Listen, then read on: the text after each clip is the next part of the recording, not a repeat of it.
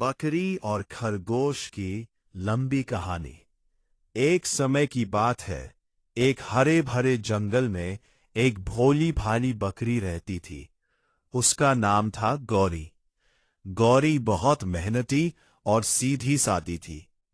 वह पूरे दिन घास चरती और शाम को नदी के किनारे बैठकर आराम करती। उसी जंगल में एक चालाक खरगोश भी रहता था, जिसका नाम था चिंटू। चिंटू बहुत तेज और शरारती था। वह अपनी बुद्धि से दूसरों को चकमा देने में माहिर था। एक दिन की बात है, जंगल में भयंकर सूखा पड़ गया। घास और पानी दोनों कम हो गए। गौरी बहुत परेशान हो गई, क्योंकि उसे खाने के लिए कुछ नहीं मिल रहा था। तभी चिंटू खरगोश वहां आया। चिंटू ने कहा, गौरी बहन, अगर तुम चाहो तो मैं तुम्हें एक ऐसी जगह ले जा सकता हूं जहां बहुत सारी हरी भरी घास है। गौरी खुश हो गई और बोली, सच में चिंटू, अगर ऐसा है तो मुझे वहां जरूर ले चलो। लेकिन चिंटू के मन में एक चाल चल रही थी। वह गौरी को जंगल के एक ऐसे हिस्से में ले गया जहां एक गहरा गड्ढा था। उसने सोचा कि अगर गौरी उसमें गिर जाएगी तो वह अकेले सारी घास खा सकेगा। चिंटू ने चालाकी से कहा, गौरी बहन, नीचे देखो, वहां बहुत स्वादिष्ट घास है।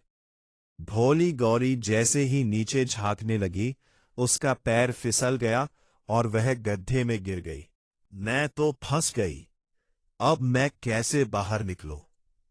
चिंटू हंसते हुए बोला, अब तुम यहीं रहो और मैं सारी घास खाऊंगा।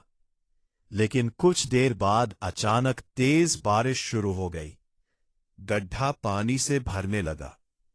अब चिंटू भी डर गया, क्योंकि वो गड्ढे के पास ही था और फिसलकर खुद भी अंदर गिर गया। अब दोनों गड्ढे में फंस गए। गौरी बोली, देखा चिंटू, दूसरों के लिए बुरा सोचने का यही नतीजा होता है। चिंटू को अपनी गलती का एहसास हुआ। उसने माफी मांगी और कहा, मुझे माफ कर दो गौरी, अब मैं तुम्हारी मदद करूंगा। दोनों ने मिलकर कोशिश की।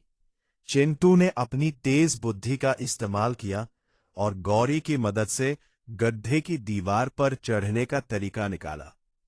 आखिरकार बहुत मेहनत के बाद दोनों बाहर निकल आए।